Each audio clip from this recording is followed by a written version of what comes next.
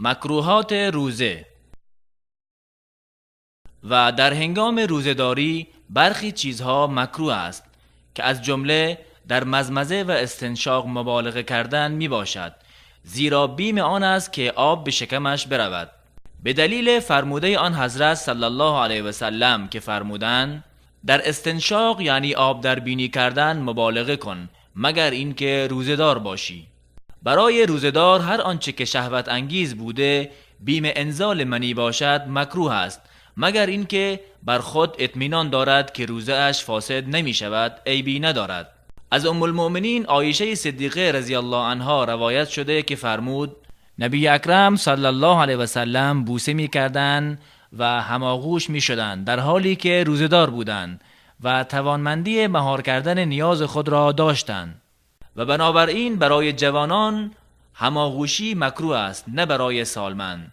از ابو هریره رضی الله عنه روایت است که مردی از رسول الله صلی الله علیه و سلم در مورد هماغوشی روزه‌دار پرسید، برایش مجاز دانستند، و مرد دیگری آمد و پرسید، وی را منع کردند. پس کسی که با ایشان اجازه دادند سالمند بود و کسی که او را منع کردند جوان بودند. و از مسائل مهمی که علما مقرر کرده اند این است: کسی که در نانوایی و کارهای مشقتبار مشغول است، افطار کردن برایش مباح نیست، زیرا که آنها مانند دیگران مکلف به روزه گرفتن هستند. و خوردن و نوشیدن عمدی در روز رمضان روزه را فاسد می کند، به دلیل فرموده الله متعال و بخورید و بنوشید تا اینکه رشته سفید از رشته سیاه فجر برای شما واضح شود، پس از آن روزه را تا به شب تمام کنید. بقره 187. همچنین هر آنچه که از راه دهن و یا بینی وارد بدن شود و یا از جمله آنچه به معنای خورد و نوش باشد، مانند سرنگ زدن مغذی، روزه را فاسد می کند. اما سرنگ غیر مغذی مانند پنسیلین و امثالش روزه را فاسد نمی کند. آن چیزی که از راه دهن برای نیاز به آن وارد بدن شود، مانند دوربین درمانی و داروی فشار نفس‌تنگی و مانند آن روزه را فاسد نمی کند.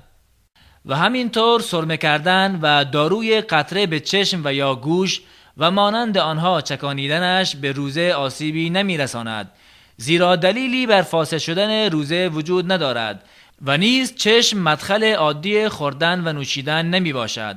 همین گونه است داروی قطره گوش و بینی.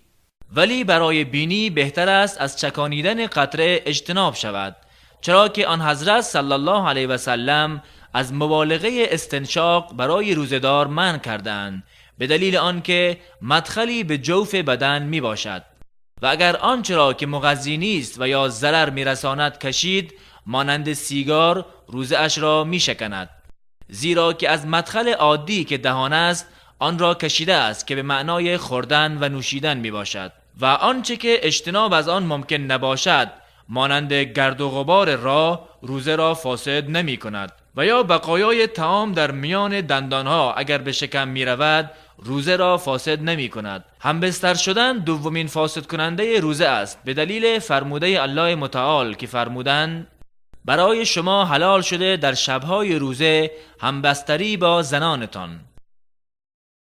و رفث یعنی آمیزش و همبستر شدن.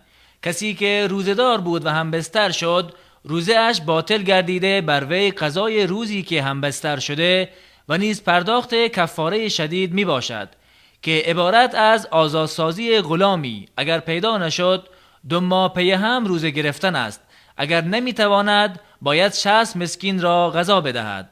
اگر زنی شوهرش را وادار به جماع کرد باید کفاره بدهد و اگر شوهرش او را به جماع مجبور کرد روزه زن نیز باطل شده و بر وی فقط قضای 1 روز روزه است، نه کفاره. جواز دارد اگر به بیماری مبتلا بود که روزه گرفتن برایش آسیب میرساند، به دلیل فرموده الله متعال پس کسی از شما مریض و یا در سفر بود از روزهای دیگر آن را حساب کند. و اگر مریضی افطار کرد و بیماری او از نوعی که امید شفایش بود، بر وی قضای روزهای افطار کردهش پس از شفایابی واجب است. به دلیل فرموده الله متعال: پس کسی از شما که مریض و یا در سفر بود از روزهای دیگر آن را حساب کند. اما اگر بیماری مزمن بود و یا بیمار سالمندی بود که توان روزه گرفتن را نداشت، برای مسکینی روزانه نیم سا یعنی پیمانه برنج و یا مانند آن که از خوراک همان سرزمین باشد صدقه بدهد. برای مسافر نیز روزه خوردن در رمضان مباح است و بر وی قضای آن واجب است. به دلیل فرموده الله متعال: اگر کسی از شما بیمار و یا مسافر بود باید از روزهای دیگر قضای آن را بشمارد. و به دلیل حدیث انس بن مالک رضی الله عنه که فرمود: با نبی اکرم صلی الله علیه و سلم سفر می کردیم. روزدار ما بر روزخور و یا روزخور ما بر روزدار اعتراضی نداشت. سفری که روزه خوردن را مباح می کند همان سفری است که در آن نماز نیز قصر خوانده می شود که در عرف و عادت برایش سفر گفته می شود، به شرط این که سفر مباح باشد، نه سفری که برای معصیت بوده و یا سفری که غرض از آن حیله برای روزه خوردن باشد. در چنین سفری اجازه روزه خوردن را ندارد. و اگر بر مسافر روزه سخت بود و یا بر وی مضر بود، روزه خوردن برایش بهتر است، زیرا که نبی اکرم صلی الله علیه و سلم مردی را دیدند که از گرمی بر وی سایه کرده و مردم در اطرافش جمع شده بودند. آن حضرت صلی الله علیه و سلم فرمودند: روزه داشتن در سفر از نیکویی نمی باشد. همچنین زن باردار و یا زن شیرده اگر بیم آن میرفت که روزه داشتن او برای خودش آسیب میرساند، روزه میخورد و مانند بیمار قضای آن را به جا می آورد. به دلیل فرموده آن حضرت صلی الله علیه و سلم که فرمودند: الله تعالی از مسافر روزه و برخی از نماز را عفو کرده و همچنین از زن باردار و زن شیرده روزه را عفو نموده است. و اگر زن نسبت به حمل و کودک شیرخواره اش بیم آسیب داشت، روزه اش را می خورد و قضای آن روزه را می گیرد و از هر روزی که افطار کرده برای مسکینی طعام می دهد.